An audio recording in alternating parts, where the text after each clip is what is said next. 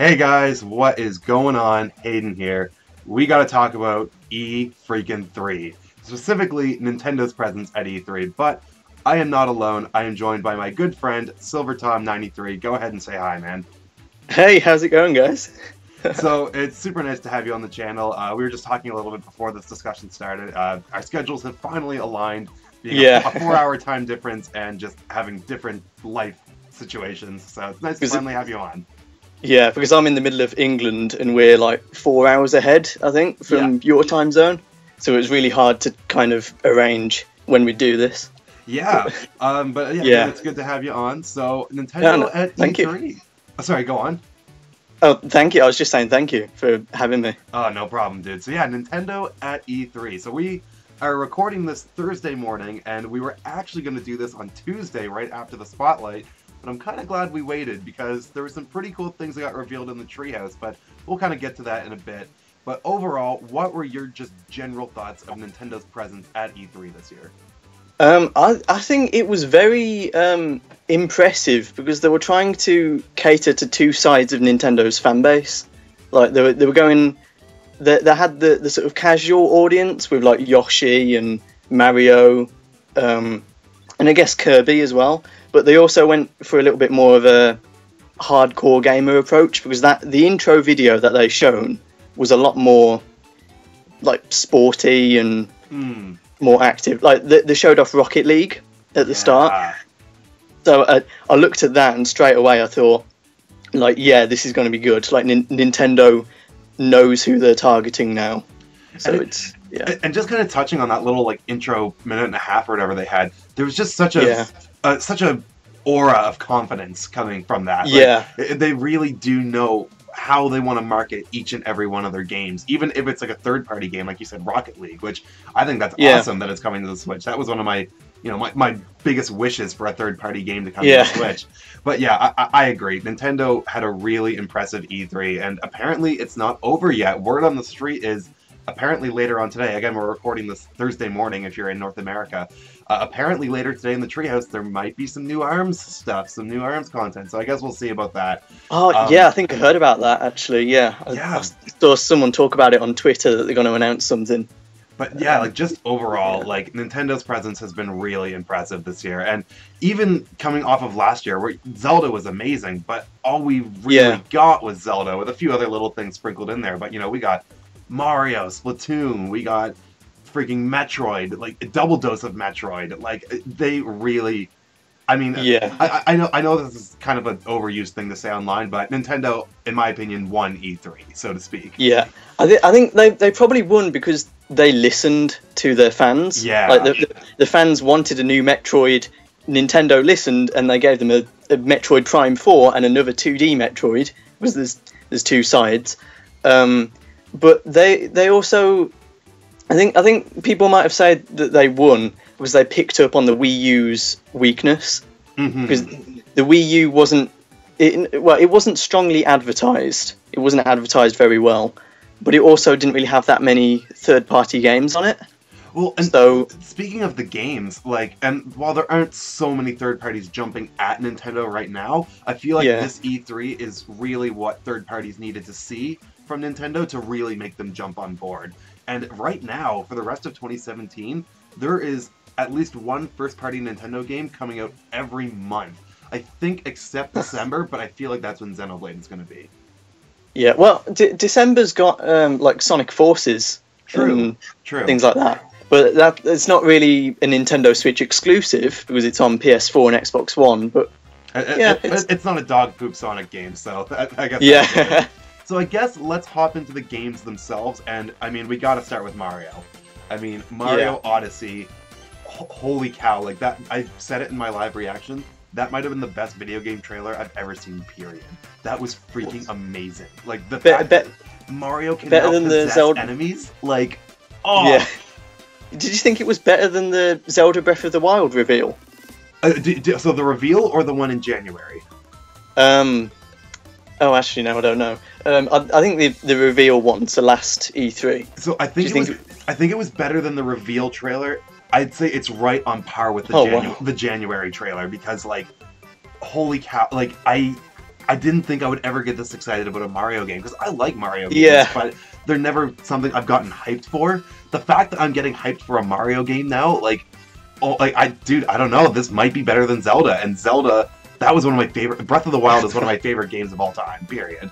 Like, I think it's because Mario's kind of branching out a little bit more. Like, it's not just in the Mushroom Kingdom, like, hey, I'm Mario, I'm going to collect mushrooms, save Peach. Like, he's in this weird new mashup of worlds, just which there's suddenly humans and like realistic dinosaurs. It's kind of strange to see Mario running around in a world like this, but it's understandable because it's Mario. It can be whatever it wants. It's crazy. It's strange, but I think it's what was needed, because for a while Mario was starting to kind of become formulaic. You know, that we weren't really getting new enemies. We weren't really it was becoming more and more linear, you know, with 3D Land and 3D World. And I still thought 3D World was a good game, but 3D World changed it up a bit. Yeah. But Super Mario Odyssey just looks to be like, this is looking like, seriously, like another one of the best games of all time. Like, we are looking at something really special here, I think. I think it's because the trailer for it, Nintendo showed it off in a really sort of subtle way, like a mysterious sort of, ooh, what game is this?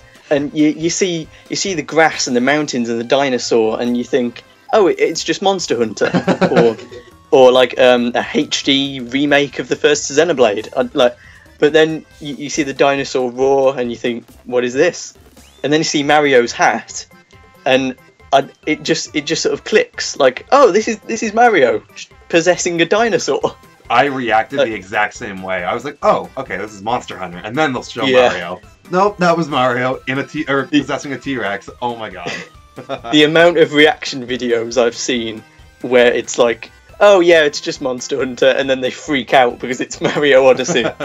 It's definitely been fun to see people like I'm glad I wasn't the only one who reacted that way, and frankly a lot of people did. But I am really just liking the diversity in the worlds in this game. I mean, we saw the new prehistoric world, we saw like a black and white kind of world, like, and we see that Mario, like, we see all these costumes. It's not just hats that he changes. Well, he doesn't really change his hat because he uses the hat for possessing, but rather he changes his entire costume, with the hat, of course, being part of it. I mean, he had the sombrero, like the Mexican kind of outfit, the Charging Chuck outfit, like, and they all seem to be references to Mario's outfits that he's had in, like, you know, spin-off titles and whatnot. Yeah, I saw a post saying, like, all the outfits were based on really old Game Boy games, like, because Mario appeared in, like, really early titles for the Game Boy, and it was like a snake charmer Mario, or something like that. I just love the sombrero one. Like, you can play a little what are they called? Ukuleles? Yeah, guitars. Yeah, that's so fun. I've always wanted to do that in a Mario game. There's just so much creativity in here, and I'm loving some of the new characters, or rather some of the older characters being repurposed. I mean, Pauline is in this game as the mayor of New Donk City. Yeah, and I think it. Sorry, go on. Oh no, sorry, you go. And I was just gonna say, like, the wedding planners, or those rabbits or whatever, like, they're evil wedding planners. I think that's amazing. Yeah, I think the names for those rabbits, they're called, like, Broodals or something. Something like that, yeah. Yeah, but it's a mix of brutal and bridal. Oh, dude, you know what? I didn't even realize that. It's those two words put together, and when I noticed that on Twitter, I just lost it. It's that so clever, good, man. Nintendo. Well, so I guess speaking, I think we've pretty much decided that was, like, the game of the show right there. Yeah, I think that took over E3 in terms of games, because I think there was like a sort of graph to see which game was most talked about on social media, and Mario Odyssey came out on top. And it's amazing to see that, because last year it was Zelda, this year it's Mario. I mean, Nintendo's really got their poop in a group. It's amazing to see. But speaking of Mario, there was another Mario game that was shown off, both in Nintendo's Spotlight and at the Ubisoft conference, and this is Mario and Rabbids Kingdom Battle. And say what you will, I am actually kind of excited for this game, not gonna lie. Yeah, when the first image was leaked on Twitter, it gave a lot of mixed opinions. I remember seeing that image of like that Peach Rabbid with a phone, and I just didn't really know what to think of it, because the Rabbids in the UK at least, the Rabbids didn't really sell very well. Mm-hmm. They're not as big as like the Minions from Despicable Me or anything. Yeah. So it was quite an unexpected mix. And then when that full image leaked with like Mario with a gun sort of thing, Yoshi just zapping a Goomba nearby, and a Rabbids dressed up as Luigi, it was very strange. I remember sending that image to my cousin, and she replied back saying she doesn't like the look of it at all. It just looks too strange. But at Ubisoft's conference, when they showed that actual gameplay of it, I think it looked really interesting. Like, it was sort of top-down, tactical sort of fighting game. Yeah, and I like. So here's kind of my take on the game, because I have never really been one. So I've never really enjoyed I never really liked the Rabbids. I never really got into them. I never played a Rabbids game. They just seemed a little annoying to me. And then strategy games were never really my thing either. You know, I never really played Fire Emblem or Advance Wars and stuff like that. But this game is doing so much different that I'm really into it. I mean, the Rabbids, like, when they first kind of came out, I felt like they were just annoying and they kind of overstayed their welcome, and they just didn't really seem to have any personality other than they're these screaming idiots. But they're kind of like the Minions before the Minions. Exactly, yeah. They do really kind of have that Minion vibe. But with Mario and Rabbids, at least with the four main Rabbids, the Mario, Luigi, Yoshi, and Peach ones, they all seem to have, you know, personality traits, albeit not deep ones, but, you know, Peach Rabbid loves to take selfies, and the Luigi one, I don't know, he barfs out his weapons or something. I don't know, there's like personality going on there with these Rabbids. And the gameplay itself, like, the fact that you can do these like team jumps and you can use these warp pipes, and there's it's very dynamic compared to your typical strategy game. And I don't know, there just seems to be a lot going on here that has really hooked me. Yeah, after seeing the gameplay, I can see this really working out, especially for like because the Switch is a portable console you can take on the go. It's like a portable bit of strategy, bit of gameplay. I think it just works well on the Switch. I was gonna say, like, with this being a strategy RPG, and you know, maybe you're waiting in line for 10 minutes, this is kind of a good game. Like, okay, pop it open, play through a battle, and then turn it off, kind of thing. Yeah, I do think that if we rewound the clock a little bit, like go back in time, I do think that if they showed off Mario and Rayman himself, like Rayman, I think that would have gotten a little bit of a better reaction. Oh, no doubt. Yeah, like if it was a Mario and Rayman crossover and the Rabbids were just in it, just as like side cameos, I think that probably would have got a better reaction initially. But after seeing the gameplay, like you said, like all the Rabbids, they have a little bit more of a character now. I think they've done that because they've heard the feedback from the audience being like the Rabbids have no personality, they just scream and laugh. Yeah. I don't know, this crossover feels more natural than I thought it would. Like, when I first heard about it from, like, you know, Laura Kate Dale and whatnot, I think it was like the end of last year, like November or something, I was like, what the hell? Like, this is not a sentence I ever thought I'd be saying, but now that I actually see it in action, I don't know, it just looks more natural than I thought it would. I don't think I believed that rumour at first. When it first came out, I was like, what? Mario and Rabbids? Nah, this can't be real. I don't know. I think the reason why I believed it was because it was just such a crazy idea. Like, you can't make this stuff up. Like, so I don't know. From the beginning, I was like, okay, well, I can kind of believe this, but show me where you're going with it. Yeah. And now that we've seen it, I think this is looking really special. And it comes out 2 days before my birthday, so I'm pretty excited about that. Oh, when's it coming out? August 29th. All right. Awesome. Yeah. So, what's the next game that you want to talk about? I think Metroid Prime 4. Oh, yeah. That teaser for that. Because when they showed it off, they had that little Switch intro thing, and then the screen goes black, and then you just see a few stars, in space. It sets up the confusion. Nintendo does this really well. They set up confusion in the trailer, and then like bam, something happens. We all go crazy, and that's precisely what they did with Metroid Prime 4. Yeah, and I saw the stars, and I thought, okay, is this going to be like Star Fox? Maybe Pikmin in space, and then. You can notice that some of the stars are a bit lighter, and then they form into like a sort of lightning shape. And for some strange reason, I thought it was Mother 3.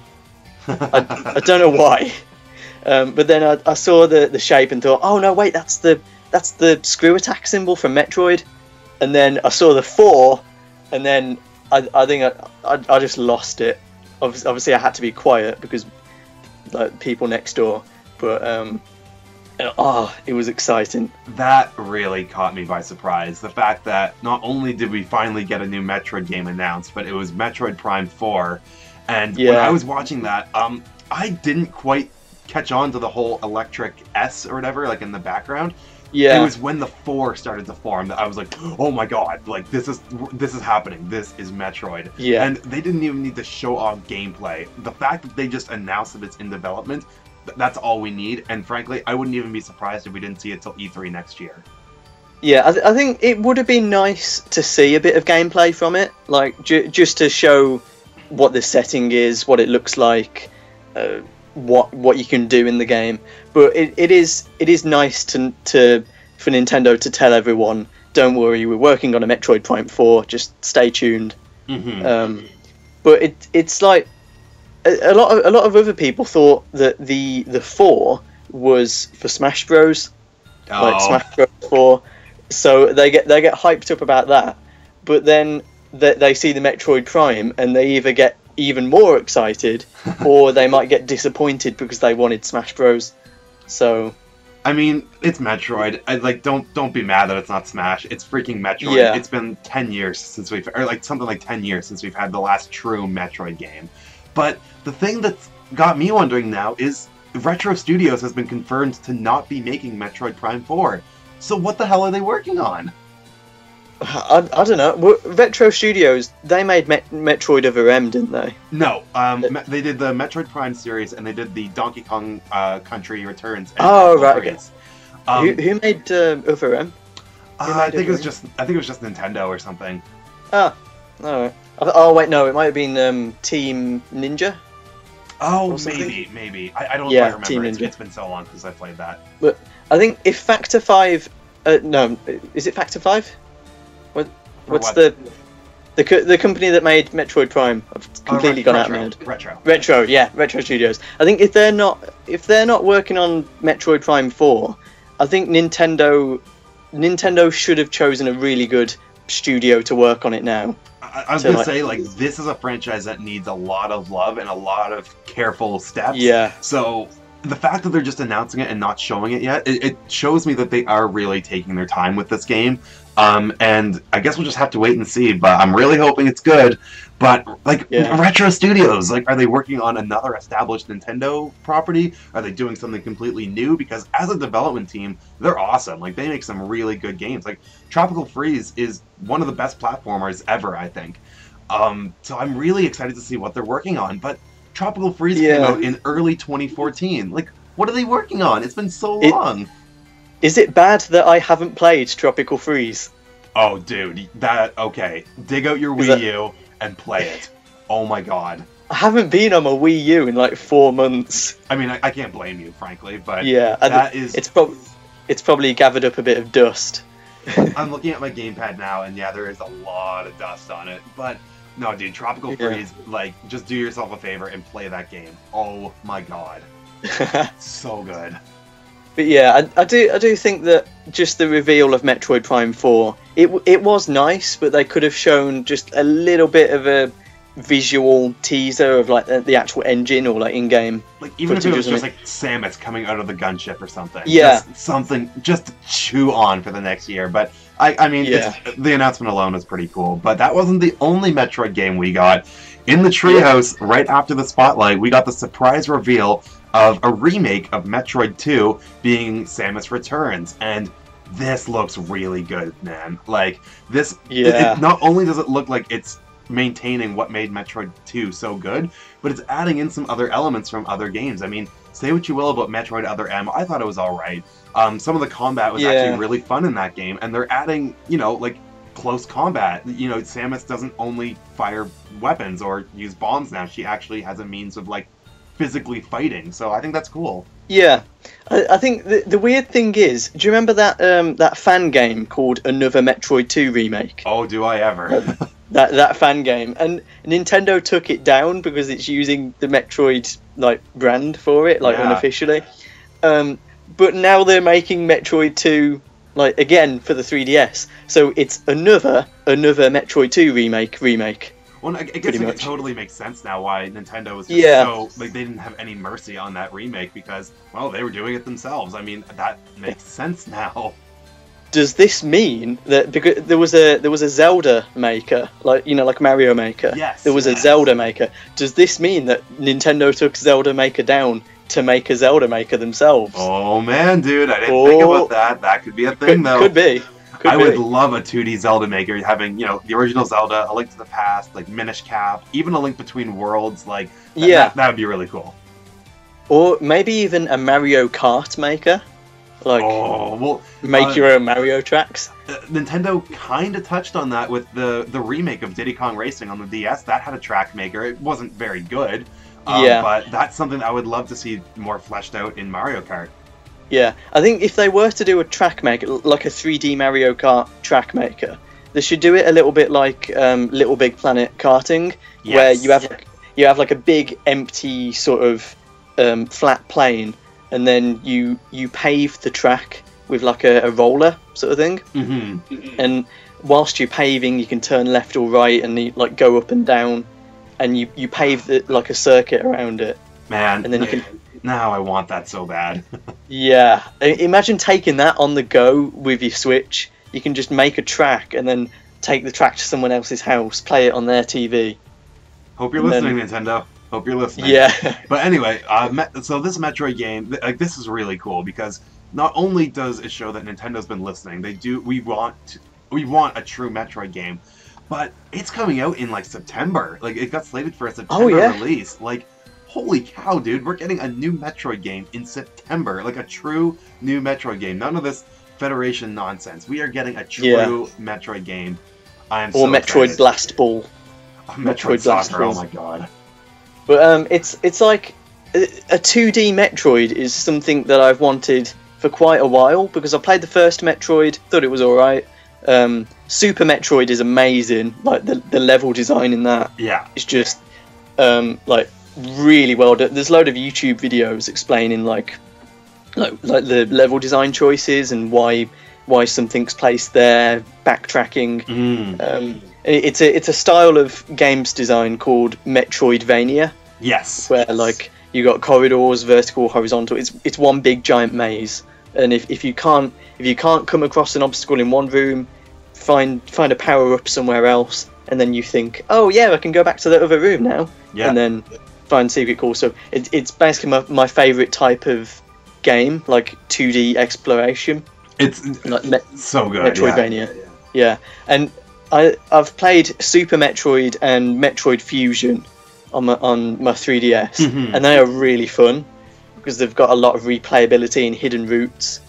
And to see Nintendo go back to that, quite like an obscure Metroid game, because it came out on the first Game Boy in like Metroid's early days, and bring it back on the 3DS with like new features. No, I'm super excited. 2D Metroid games are so much fun, just, you know, exploring, finding all these little secrets. But what I thought was actually kind of funny was that they were actually explaining what Metroid games were during the Treehouse, which, like, it kind of makes sense because, you know, there's some kids probably watching that may have never played a Metroid game. Like, it's sad or a true Metroid game, which is, you know, it's kind of sad to think about, but it's true. So it's just really nice to see Samus finally getting the redemption she deserves. Yeah, it's also kind of sad that there's not many kids nowadays that know who Rayman is. Like, so when they see the Rabbids, they might not know that the Rabbids are a Rayman character. They might not get excited that it's Ubisoft and Nintendo. And it's quite saddening, really. Yeah. But let's move on to Pokemon, and they really didn't do much here, but they talked a little bit about Pokken Tournament, tune into the tournament and whatnot, but they confirmed straight up that they are working on, Game Freak is working on a core Pokemon RPG for the Switch, which, this tells me two things. One, they may have seen the backlash from the Direct last week, which I don't think that backlash was deserved. I mean, Gen 7 just came out last year.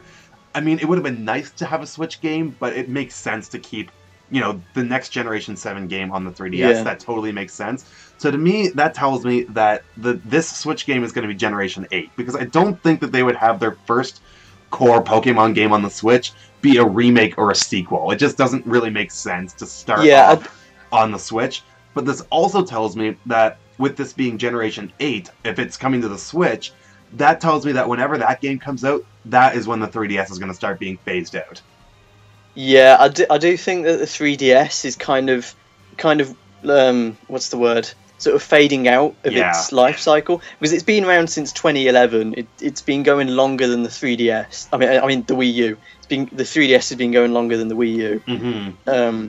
So like, if they did a Diamond and Pearl remake on the 3DS, it might not do as well as Nintendo would have hoped. Yeah. Because people may either not use their 3DS anymore, or not even have a 3DS, or have moved on to the Switch. So oh, sorry, you go. I was just going to say, to me, like, if they're going to do a Diamond and Pearl remake, which I think is just a matter of time, hold off until you've got Pokemon established on the Switch, because thinking about Generation 4, I know it's a lot of people's favorites. It's actually kind of lower on my end. It's my second least favorite. It would come in at 6th place, I guess. And I feel like Generation 4 has a lot of room for improvement. I mean, the battles were kind of slow. But I feel like Sinnoh in high definition would be amazing. Like, imagine like climbing Mount Coronet, or like climbing up the Spear Pillar in HD. I think that would be amazing. Just seeing like all of Sinnoh around you. That is why I really want it on the Switch, because I think Gen 4 has the most to benefit from a remake. Yeah, we did see Spear Pillar on Super Smash Bros. Brawl. True. So like maybe that was like an early teaser as to something. I don't know. And even then, that looked really good. Yeah, but I do think that if they want to put like an old Pokemon game on the Switch, or maybe even Generation 8, I do think they should just make sure that Pokemon has its footing on the Switch first, and then do like mainline Pokemon games. Yeah. So do like a Pokemon Colosseum sequel, because that would be really good. I feel like the Switch will get more attention from Pokemon, because on the Wii U, all we really got was Pokken Tournament, and I guess like Poke Park or something, or whatever it was. Yeah, or Pokemon Rumble. Oh, that's what it was. Yes, thank you. Yeah. And with, of course, the Switch being successful, of course, Pokemon's going to be on there. I mean, it already is on there with Pokken. And once you've got Pokemon on the Switch, like, that's it. It's game over. And it also fits, again, because the Switch is portable. You can put it in your pocket. Exactly, So it's like Pocket Monsters Pokemon. So there's no reason as to why it can't be on the Switch. Exactly.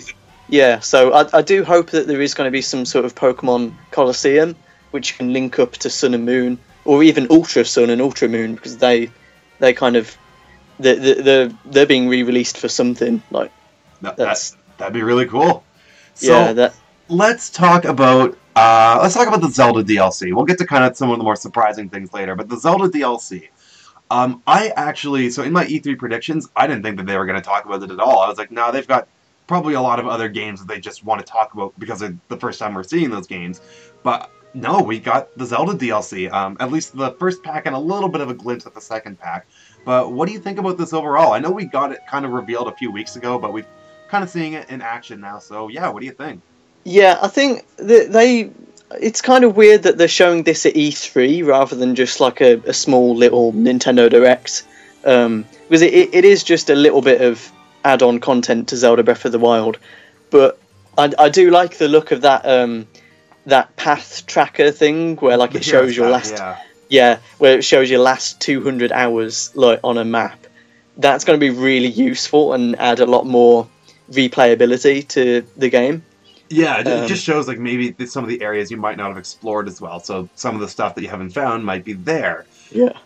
I think some of this is really cool. I mean, it's not as amazing as some DLC in other games, but I'd say it's very helpful. The Korok mask is a godsend. Like, thank God that thing exists, because I'm still playing it off and on. I've got about 650 Korok seeds. I don't even think I've got 100. Oh wow! I think. Sorry, yeah. I think I've just been looking for shrines or doing side quests or just making sure I've got upgraded armor, and it's quite surprising that I haven't really looked for that many Koroks. But I mean, yeah, with this mask, it's going to help me. It's going to sort of get me back into the game, get me looking around a bit more. I guess my problem is, like, I know what kind of patterns to look for now with the Korok mask, with the Korok seeds, but they're starting to get harder and harder to find, because I have found, you know, over 2/3 of them, so they're starting to pop up less and less often. But some of the other armor is looking really cool too. I mean, you've got Midna's mask, you've got the Phantom armor from Spirit Tracks, like you've got Tingle's outfit, which Tingle's outfit looks hilarious. I'm gonna be running around everywhere in that. You got to be talking. Yeah. I wonder, because people react differently sometimes depending on what you're wearing. Like if you're not wearing clothes. Or whatnot. So I'm wondering, what's Tingle's outfit gonna make people say. If there's a reference to the Tingle's catchphrase where he goes Tingle Tingle Kulu Limpa or whatever he says, if there's a reference to that in there, that's going to be really funny. Oh, there's gonna be. Yeah, but I want to beat Calamity Ganon in Tingle's outfit. I reckon that'll be really funny to see the ending cutscene and Zelda comes down like, "Oh, Link, you saved me, but why are you in that outfit?" Just some cosplayer. Yeah. But we didn't really see much of the second pack, which I guess I kind of understand, but that's what I'm really looking forward to, because it looks like so we are getting story DLC in that second pack, and I think a new dungeon as well. But what it looks like is that this looks like it might actually take place in the past, when the champions are still alive. At least that's kind of the vibe that I got from the little teaser that we got of the second pack. But what do you think could be going on there? Yeah, I do think it looks like a much more bigger and exciting pack, because it's like a new quest, new dungeon. Was there something about a new mode as well, or in the second DLC pack? I could be wrong. I think the only new mode that we're getting technically is the hard mode, which is coming with the first pack. There could be a second mode. It's kind of slipping my mind. Yeah, but I think it could be true that this DLC pack could be all about like the champions and put a little bit more of a backstory into those 4 characters, because they're releasing amiibo for them as well. So this DLC pack could put a lot more focus into the champions. What happened? How did they get killed by Calamity Ganon? And I think this might not happen, but if we could play as one of the champions, like if we could play as Rivali or something, that would be pretty fun, I think. I would love that, because I feel like these champions, like, they did seem to have somewhat basic character tropes to them, but at the same time, I was kind of interested in them. I kind of wanted to, learn more about them, because Link did really seem to have a big connection to these people. I say people, I mean, they're not really people. Urbosa's the only person. I really do kind of want to learn more about them, and I really do hope that's what this story DLC that we get in the holidays kind of digs into. Because Breath of the Wild, as amazing of a game as it was, I felt like the story... Not that the story was bad, it's just that there was so little story relative to the massive game that Breath of the Wild was. Yeah. I did kind of want a little more there. So I really hope that's what this DLC kind of does. I think that in Breath of the Wild, if you go to all 4 of the Divine Beasts, the story becomes a little bit structured after a while. It's like you do the Divine Beast, you have a flashback of the past and the character, you do the dungeon, come down, learn an ability, and you do that 3 more times. It's a bit tedious, but it's a nice introduction to the characters, like the champions. Yeah. But But yeah, I do think that this DLC pack will probably try and establish more on who these characters are, where did they start, why are they champions. But yeah, I think that will be the more interesting pack out of the two. I agree. Yeah. So let's talk about the fact that there were a few surprises during the spotlight. I don't think anyone predicted a new Yoshi game. Yeah, I think it's not something that everyone would go like screaming and crazy for, like Metroid Prime 4. But it is nice to see like a new Yoshi game, sort of taking, like, sort of following on from Yoshi's Woolly World on the Wii U and 3DS. It's quite nice to see like it's still going on the Switch. And some people on Twitter said it kind of looked a bit like Yoshi's Story on the Nintendo 64. Yeah, because there's the whole like 2.5D gameplay, so to speak, where you can kind of go, you know, you're on a linear path, but there are, you know, you can go into the background, or sometimes you can maybe take a second path, it looks like. Yeah. I will say, this game did nothing for me.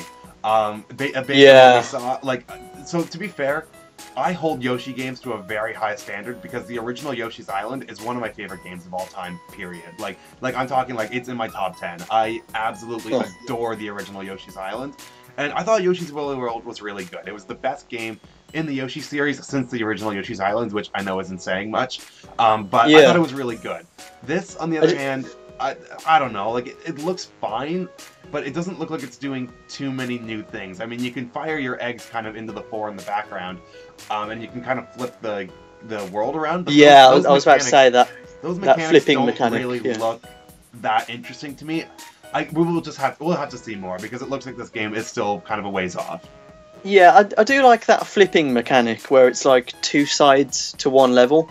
So there can be a lot of like hidden secrets and some pretty interesting gameplay ideas, because I think there was like a silhouette thing at one point where you could see Yoshi's shadow in the distance, and the shape of the level was slightly different, so you use those shadows to see where you are in the foreground. That's a cool idea, but the thing that really interested me is that this Yoshi game, it looks like Little Big Planet. Yeah.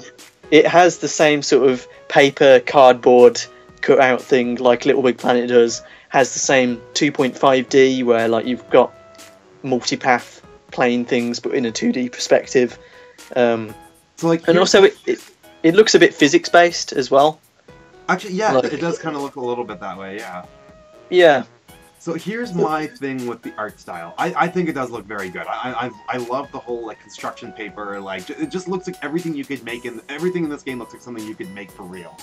And while I do understand this game is still in development, my problem with this game is that Paper Mario Color Splash actually had a way, like the paper art style in that game was so much better than what this Yoshi game looks like. Like, it looked incredible in that game. Like, I think that's the best looking Wii U game, like, period. But this Yoshi game, and again, I know it's in development, I understand that, but it just didn't look as good. Like, the art style looks very similar to Paper Mario Color Splashes, but it just doesn't look like they're putting in as much effort with the art style. And again, it's in development, it could be way better later on, but for now, it's just kind of tepid to me. Yeah, I think it again, this might be a little bit bad, but I've never played Paper Mario Color Splash. I haven't played it yet. Oh, man. So that's Tropical Freeze and Color Splash that I just really need to get into. You've got some Wii U games to catch up on, man. Yeah. But I've seen Paper Mario Color Splash and how it's sort of like it's paper cardboard graphics, but it's still got a bit of photorealism with like the lighting effects and stuff. And there was that one level where it's like someone's kitchen, and you can see, I think it's like all of the kitchen utensils in the background and the windows and the lights. So what that actually is, it's not actually a level, but what it is there's the thing items in that game. So this is a little off topic, but there's the thing items. You get these three-dimensional real-world items that you have to use in specific puzzles and bosses in the game. And I think it's when you use it's either the lemon or the salt and pepper item. Regardless, whenever you use one of them in battle, it just goes into this, totally realistic, like, kitchen background, and some of the other items have that too. With the fire hydrant, you're like on top of a building in a city, and there's like a plunger or whatever. It's like this dark alleyway. It's just Super Mario Color Splash definitely had an awesome art style. But getting back to Yoshi, I think that this game could be good. Like again, like Yoshi's Woolly World was definitely fun, and I think that there are enough things going on here where they could make some really creative puzzles out of it. But as for what we saw in that first trailer, and I watched the treehouse footage, I don't know if you did, I don't know, I gotta wait and see.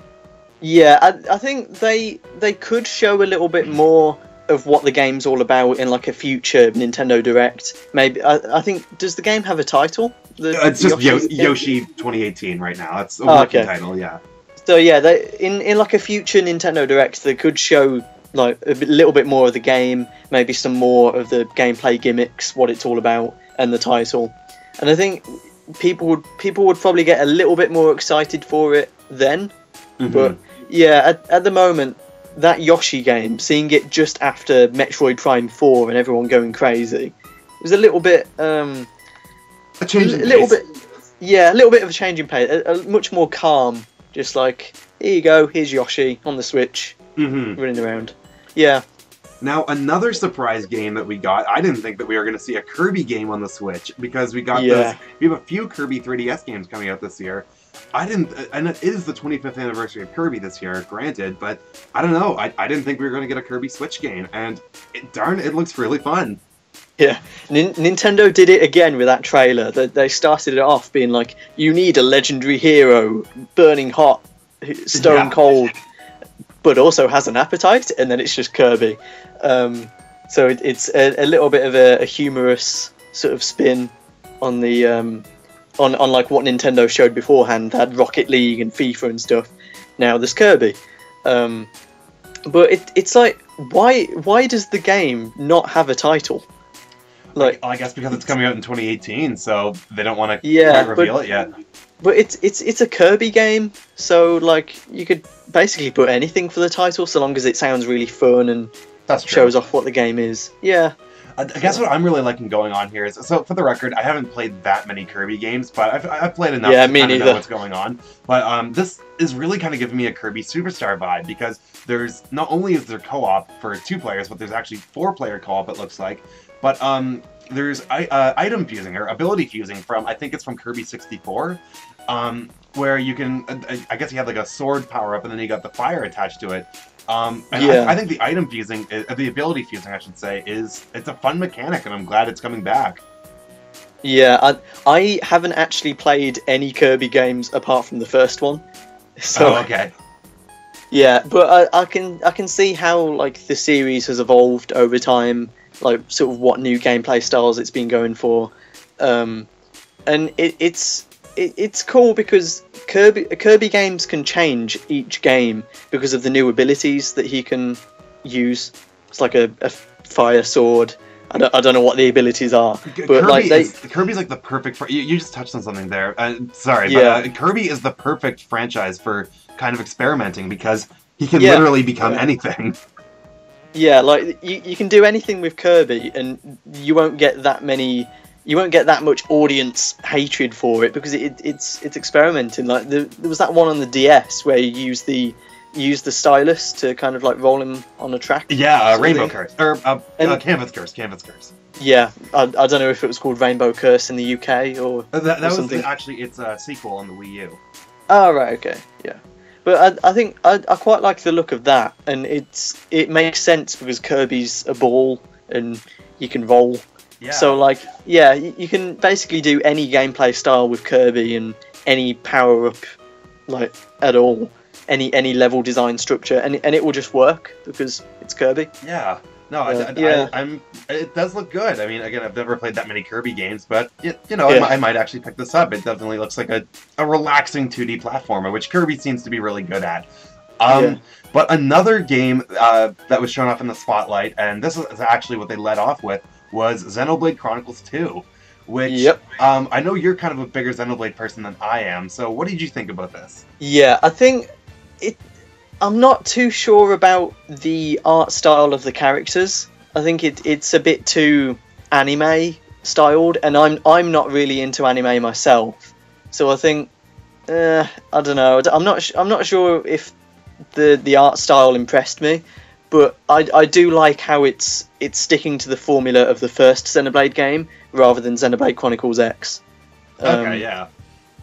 For the record, I've only actually played Xenoblade Chronicles X, and I like that game. I thought it was a lot of fun, but I have not played the original Xenoblade Chronicles, which I kind of want to do that, but that's like an 80-hour time commitment. I haven't played the first Xenoblade Chronicles, but I've seen like almost all of the game on YouTube. Okay. I think, but most of the game I've seen on YouTube for the first one, and I like how it does things differently to any other RPG, because it's not really turn-based, but it's not really real-time, and also they have British voice actors, so I mean that's pretty cool. And then Xenoblade Chronicles X, the story wasn't as good, but the world was a lot bigger and a lot more detailed. And Xenoblade Chronicles 2 kind of feels like a mix, and I do like how the world looks. Like visually, it's probably like the biggest looking world on the Switch, maybe close to Zelda Breath of the Wild. Yeah. But it looks really phenomenal. Like the fact that can run on a tablet, like you can see giant mountain structures in the distance. Just really impressive looking. This game, it does look really impressive, and I don't know if I'll play this just because, again, I haven't played the original. It does seem like I'm getting the vibe that this is kind of a sequel to Xenoblade Chronicles. Maybe not in the sense that like it's happening right afterwards, but it looks like there is going to be some references that you might want to pick up on. But the thing that kind of amazed me is that it looks like it's coming out this year, which a lot of people thought it was going to be delayed. And if you ask me, I think this is going to be their December title. Yeah, it could be actually, because I think didn't Xenoblade Chronicles X come out in December? It did, a couple years ago. Yeah. I think it was like the beginning of December or something. Yeah, so it could be like a running theme that Nintendo were getting out this Xenoblade game for Christmas, because they might know that a lot of people would get that game for Christmas. And it kind of spreads it out far enough from Mario, which is October, which we didn't even talk about, but that's crazy. Yeah. But then Pokemon is, of course, in November, and then Xenoblade in December. That's 3 really big holiday games right there. That could be a really good sort of structure that Nintendo are going to go for. But yeah, I'm sort of liking the look of Xenoblade Chronicles 2. It's not fully captured me at the moment. I don't know. It's sort of 50-50. I'm quite liking the look of it. But... Okay. Again, like I thought the trailer was good. It just shows like it definitely shows that this is going to be a very much similar to the original Xenoblade, where there's a big grand story. There's like lovable characters and whatnot. The art style, I have seen some mixed opinions on it. I'm kind of into anime. I haven't watched a lot of them, but I'm definitely okay with this art style. But another game that got confirmed. Actually, you know what? We'll get to that in a sec. But we saw Fire Emblem Warriors in the Nintendo Switch Spotlight, and man, so I'm not a big Fire Emblem person. I will preface that right now. Yeah, but I'm not really a Fire Emblem fan either. But it looks cool. Yeah. So it looks fun, but it's disappointing to see that they're only really pulling from the original Fire Emblem Awakening and Fire Emblem Fates. And I guess they're doing that because of those games. Those games are kind of the most popular. But it's kind of a big FU to Fire Emblem fans who were fans of the series before, Awakening and Fates and whatnot. Like, I think there's going to be a lot of sad people that, you're not going to see Ike in there. You're not going to see Roy in there.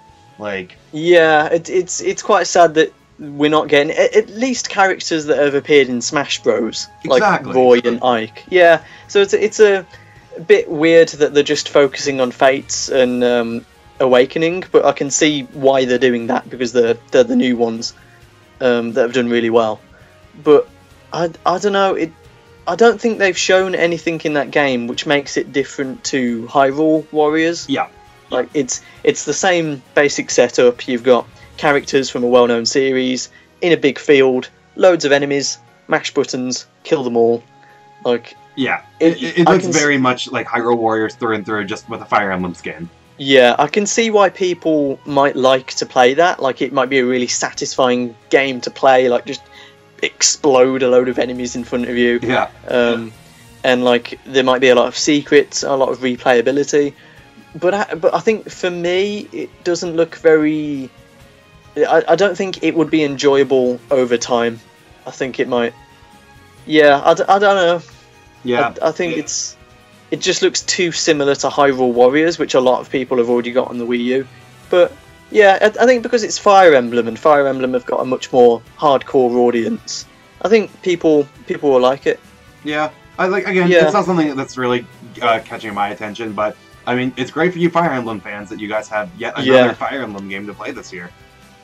Yep.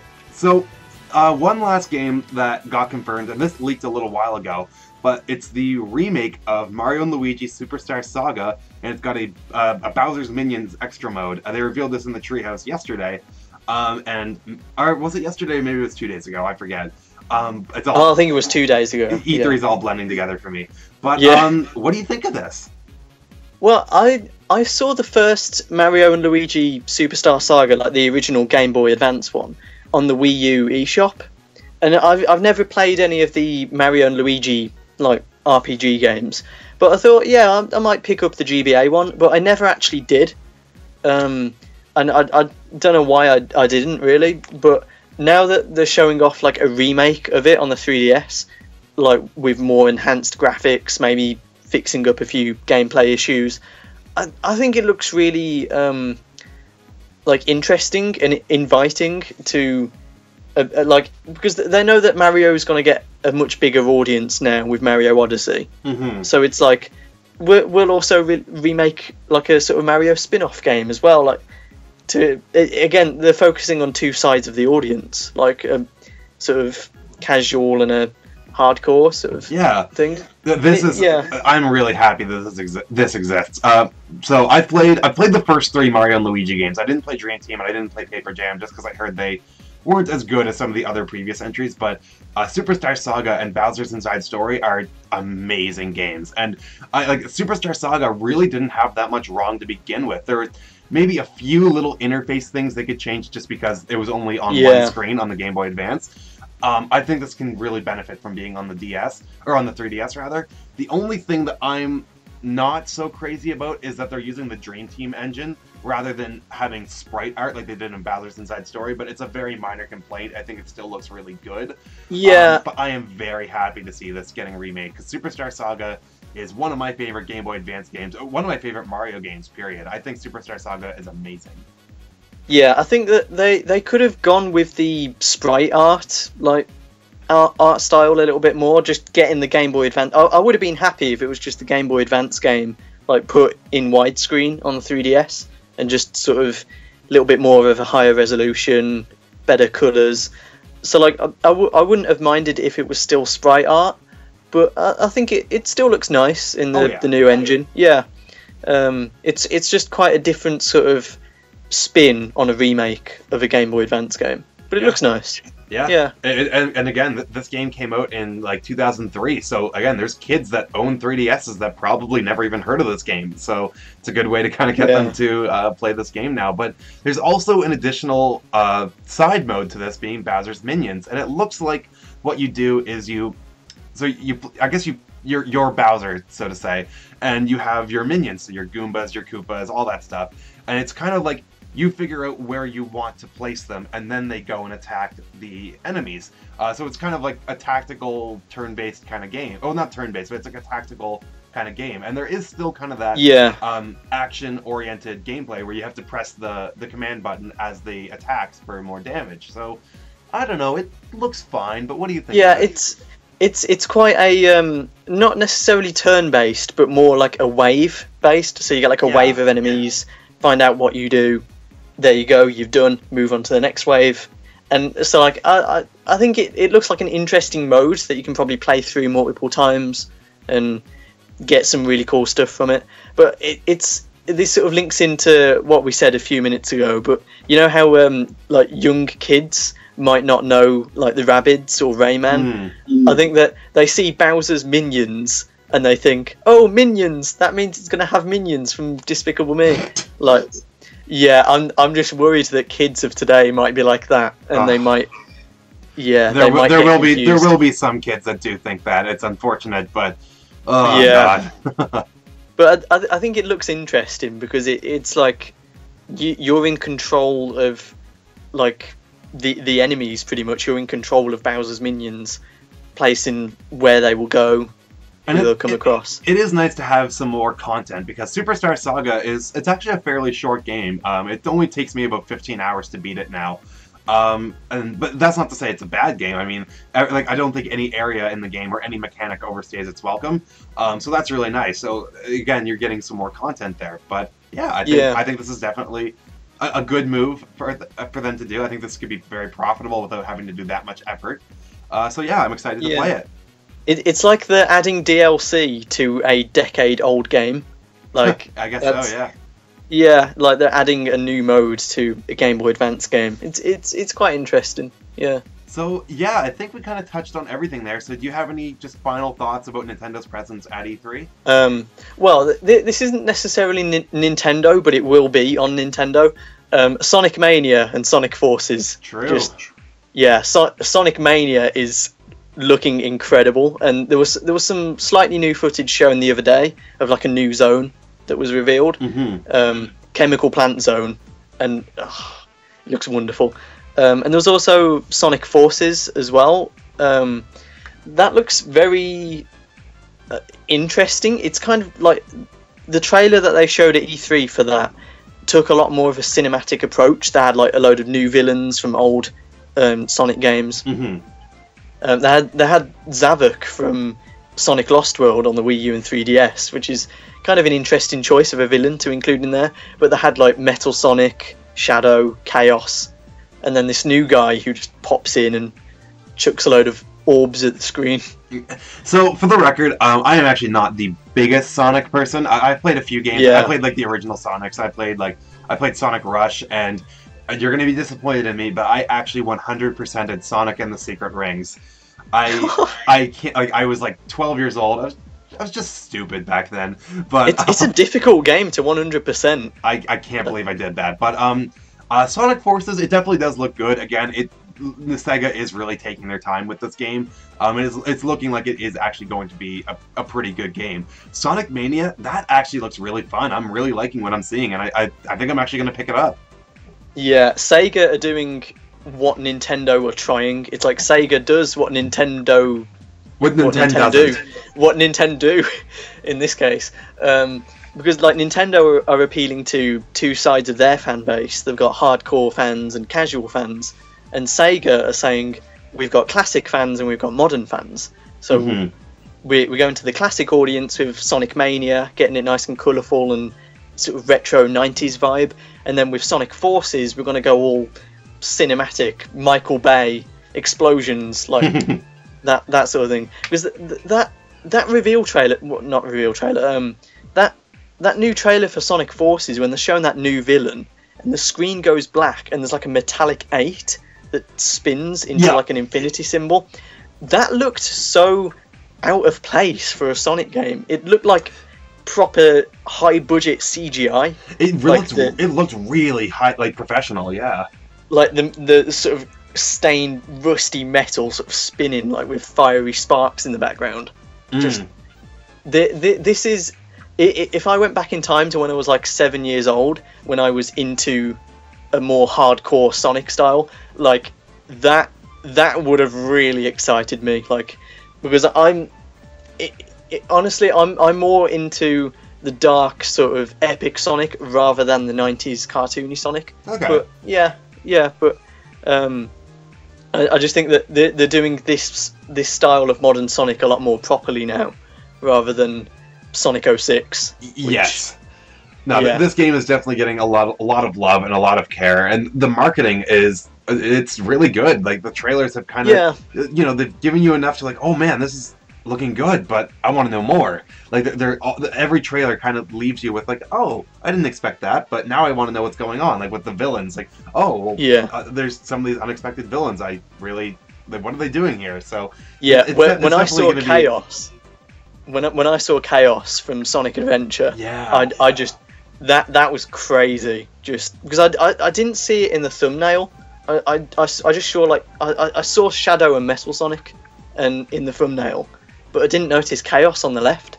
And when I watched the trailer back, it was like, what's he doing here? Like, this is Generations 2, but not Generations 2. Like, just yeah. He hasn't been in a game since Sonic Adventure, right? Oh, actually, I don't know. I think Chaos's final form, like Perfect Chaos, I think he appeared in a few spin-off games, like the Mario and Sonic Winter Olympics. But I don't think we've seen the first Chaos since Sonic Adventure, so that's quite interesting to see. That's and cool. with the new graphics engine as well, like he's proper watery as just it looks really good. Such a massive improvement over Dreamcast graphics. So is there anything else you want to touch on?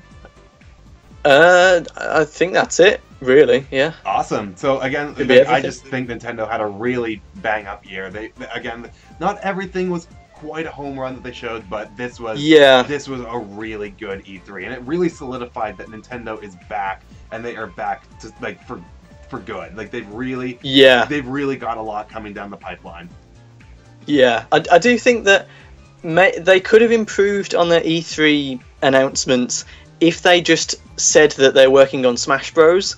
Like, if they put that in there, like, it will get people excited, but it will just fill in that little gap. I feel like there was a little gap in all the things that they showed off. Like, all right, where's Smash Bros? Where's Smash Bros? Come on, reveal it. Next year. Yeah, probably will be. But yeah, I thought this was really good. They hit their audience really well in this. Yeah, so I think that's it for us, guys. So before we wrap up, tell them where they can find you at, man. My YouTube channel is SilverTom93 or SilverTom93, all one word. And I do music remixes, so Kingdom Hearts, Sonic, Zelda, and I also do random discussion videos and little bits of gameplay. And you can check it out if you want to. Yeah, definitely go check him out. I think he does some really great content. Not just song remixes, but a personal favorite of mine is your April Fool's video that you did. I'll kind of let people just stumble upon that if they go onto your channel themselves. Yeah, I thought it was really good. My April Fool's video where I made fun of the fact that any time in the past when I did a Flipnote Studio video, it for some reason did really, really well. Like, it gets a lot of views. So I kind of wanted to do like a proper April Fool's prank sort of parody where like I make a fake one. But that was a really fun video to edit though. It definitely turned out very well. So definitely go check out Silver Tom, and make sure you subscribe to my channel. If you enjoyed this video, of course, please leave a like, and don't forget to follow me on Twitter. Link for my Twitter is in the description down below. So I think that's all from us. Let us know what you thought about E3, Nintendo's presence at E3 this year in the comments down below, and we will catch you guys later. All right, see you later, guys. Bye. Bye.